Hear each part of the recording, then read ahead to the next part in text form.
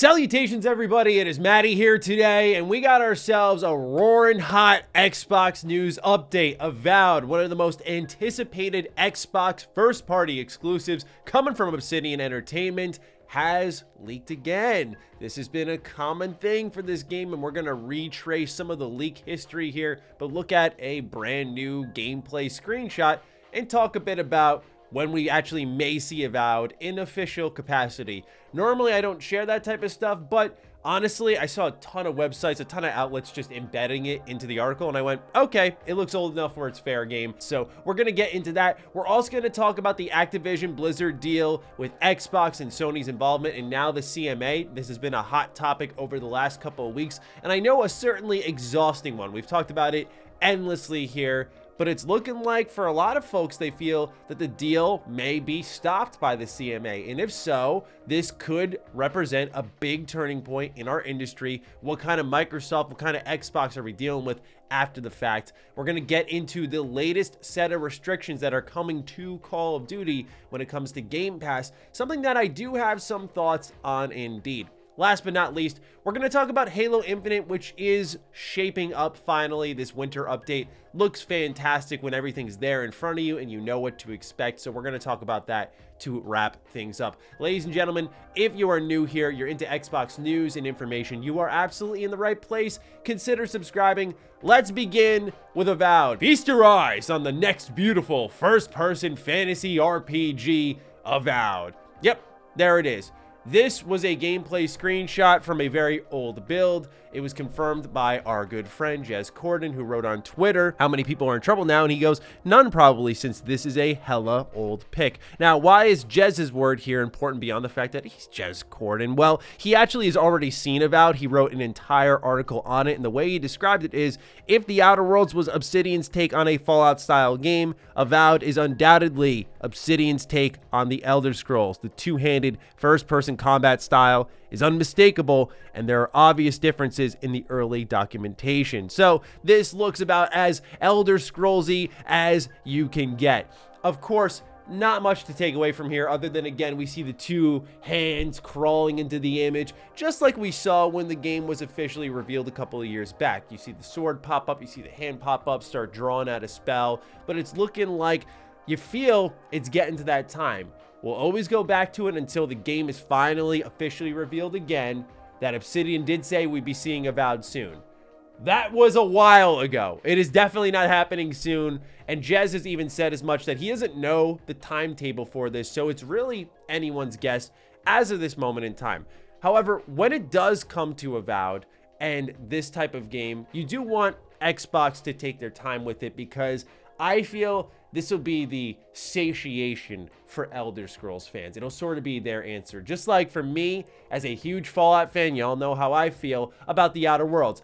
I love the game. It is its own thing, but it certainly reminded me of Fallout. From the flaw system, to the dark humor, to the corporations, everyone's all happy-go-lucky even though the world is kind of screwed, or in this case, the universe. Everything about The Outer Worlds reminded me of Fallout, but it still felt like its own thing. So I feel Avowed can be that answer for Elder Scrolls fans, and since Starfield's around the corner, presumably, I think that Elder Scrolls 6 will be a ways off, and so this is your stopgap for many folks, but of course for Avowed, it'll be the start of a brand new series, so I do hope they take their time with it. I would love to see it next year, because I just want Xbox to go pedal to the metal next year and just finally start getting some games out, right? I'm hungry, as are many people. There's tons of stuff to play, but I want to see what a new era of Xbox has to offer. But as I said, this isn't the first time that Avowed has leaked. It's the first time we've been able to lay our eyes on it, but beyond Jez's actual work, we've seen concept art in the past, renders of characters that were claimed to not be a part of the game, but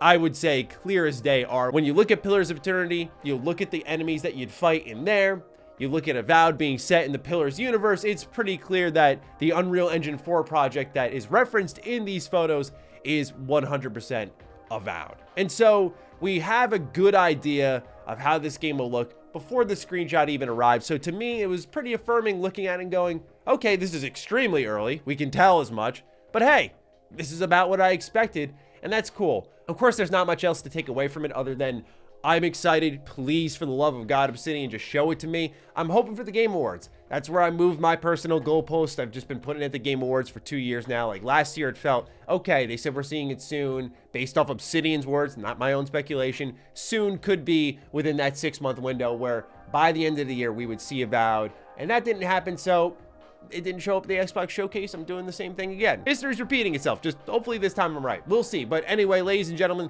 let's move on to our next story that has to do with Activision, Sony, and Xbox. A most contentious topic, one that does rile up fanboys of each side, but let's take a real objective look at the situation. So Microsoft, they submitted a 30+ page document response to the CMA's concerns about the Activision merger. For those who aren't caught up on all of this, what's basically happening is the CMA is absorbing a lot of Sony's complaints and concerns and using them as a reason to potentially block the deal here with Microsoft and Activision. Now, I understand if this was to withhold any type of competition or put Sony at a complete disadvantage, that yeah, we should probably look deeper into it. And this is the biggest deal in our industry. It 100% needs to be looked over once, twice. That's something that was indefinitely going to happen no matter what conclusion they came to, just by the size of the deal. However, when you start to look at the fine print here, it becomes a much more interesting situation. As Forbes has reported, Microsoft reveals Sony's Activision deal is blocking Call of Duty from Game Pass. As part of yet another document detailing Microsoft's case to the UK's CMA, that Sony isn't on a level playing field with all of this, they said the following about the current deal between Sony and Activision. Quote, "The agreement between Activision Blizzard and Sony includes restrictions on the ability of Activision Blizzard to place Call of Duty titles on Game Pass for a number of years." Now, this is a significant deal because it's not the first time we heard it. There was a apparently fake leak when it came to Resident Evil Village not being able to come to Xbox Game Pass, a game that still has yet to come to Game Pass, and that's fine because it's a pretty recent title. But it has been speculated multiple times that Sony is financially motivated to pay companies to keep certain products off of Game Pass to prevent Xbox from growing that service. Now, as for this Game Pass restriction, I do have some thoughts on it because reporting has said that this will last until 2024 and that Phil Spencer had offered an additional 3 years, which of course we now know Jim Ryan called woefully inadequate, that he was saying it was inadequate on many levels and failed to take account of the impact on PlayStation's gamers, that they want to guarantee that they'll have the highest quality Call of Duty experience. So there's been a lot of mudslinging, and here's how I look at things.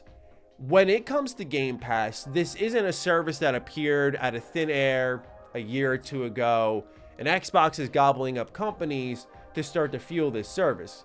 This was a service that was born in 2017 through the product of competition. PlayStation, rightfully so, was dominating the market because the Xbox One sucked and it didn't have any exclusives. It didn't have the more powerful hardware. And so it pretty much knocked Microsoft out of the race to the point where they were considering shutting down, by the way. What happened is Phil Spencer took the reins at Xbox and they gave birth to Game Pass. Eventually, they started to add day-and-date games. They expanded to PC. They continued to make it a more compelling service. And things really started to ramp up at the end of 2020 when they integrated EA Play to continue to add more value for gamers without raising the price. Then to begin 2021, come around April, we saw for the first time ever that we would have a third-party game come day one into the subscription service, that being Outriders. That would then become a staple to Xbox's subscription service. So they've been on a bit of an acquisition spree to bone up the actual subscription service because, as they've said before all this, they want to have quarterly releases. 4 games a year. That's hard to do when you don't have a bunch of studios beneath you. So they went out and they've gobbled some up. Of course, ZeniMax being one of the most popular ones, and now Activision Blizzard. So to me, what I find fascinating is Sony is clearly, just by looking at statistics, looking at data, the market leader. They are. And Game Pass was a product born out of competition by PlayStation doing business a certain way and Microsoft responding to it. Now, I'm not going to sit here and try to tell you all, oh, poor Microsoft, they're the victim here. They want to win too, okay? Let's not forget any of that. They want to win. But when a product is born out of competition and you are trying to fuel your side of the business, your avenue of the business that doesn't really play the same game as PlayStation, and we're starting to see restrictions be set on those deals, that's one way Sony can play hardball, and fine. However, when the CMA has continued to ignore these types of things and go, well, if you don't have Call of Duty, then we're going to seriously damage PlayStation. Meanwhile, Nintendo exists over there, having none of this and being the most successful in the scheme of things. Yet the CMA says, well, they have family-friendly software, and so that's why. I guess Astrobot on PlayStation doesn't exist. I don't know, man. It doesn't make any lick of sense to me at this point in time, and especially when all this was born out of the spirit of fair competition. So I don't get why we're seeing an imbalance and a staggering amount of hypocrisy. Again, I'm not for everyone battling against PlayStation. They make great games, and I'm going to continue to use my PlayStation. I was just using it last night. I just don't see why this deal continues to be stuffed up with all of these different restrictions and things holding back Xbox when it's all born in the spirit of competition that began really in the PS4 Xbox One gen. Just my 2 cents on it. Let's move on to the last story for this video. Halo Infinite. I feel it's only fair we talk about it here because I have certainly had my negative things to say about it, but they have done a great job here with this winter update. We already had an idea of what was arriving, but I just feel like with 343, it's become very tough to trust them with landing what the content will actually be in that release window. We've seen consistent delay, so to know that they're delivering here is good, and what they're delivering does look good. So let's take a look at it. For starters, as we already know, there's going to be campaign co-op. This is going to be online, by the way, 4-player co-op. The local co-op is still canceled. They do confirm that you'll be able to save each player's progress after a session, with 343 saying that it will work out who's the furthest back in the game. So let's say your friend loads in and they're a mission behind, it will load in their save file so no one misses any of the story. Now, it also mentions that collectibles, the Spartan cores or whatever, are going to be tethered to each player. And then in regards to co-op limits, they say that the team has created an area of operations about double the size of the game's largest enemy base so that players have room to explore, but you can't go completely to the other side of a biome away from your friend. That's not going to happen. On top of that, they also introduced new multiplayer content. Most importantly is a brand new progression system. This has been something that has been requested since the beta, right? This has been something we've all said during flight tests. You gotta get rid of just battle pass progression. This is not the only way to level up. Well, they're introducing now what we were hoping would be there at day one, but it's here now, and it's going to be your standard multiplayer experience leveling up system where you get experience from winning matches, from individual performances, from winning games. And they also said that this will speed up battle pass progression, and we'll be able to put that to the test because there's going to be a 30-tier battle pass added with the winter update. So we'll see just how quickly all of that goes. On top of that, 2 brand new maps, 1 new game mode, which is a capture the flag game mode that's defined as asymmetrical by 343. And of course, the beta for Forge is arriving. Those 2 maps that are coming brand new to multiplayer are actually a part of Forge. They were made through that, so we'll get a good look at what this product is capable of. I think this could signify the start of the turning point. I'm not going to sit here and wave the victory flag for 343. Certainly they have not earned that type of celebration yet, but I'm hoping for their sake this is the start of a new chapter for them, and come season 3 we can get into what they call seasonality, where we start to get more of that consistent content. But it looks like here we're finally getting the deliverables of stuff that was always in a Halo game. It's finally going to be here with the winter update, so we shall see. That's all the Xbox news I have for you in today's video. Let me know what you're thinking about all this in the comments down below. I'm certainly looking forward to seeing your thoughts. Other than that, follow me on Twitter, follow me on Instagram. Those links are in the description down below. And a big thank you to all the patrons, all the members who continue to support the hell out of the content here. Stay sexy, stay active. I love you all. Peace.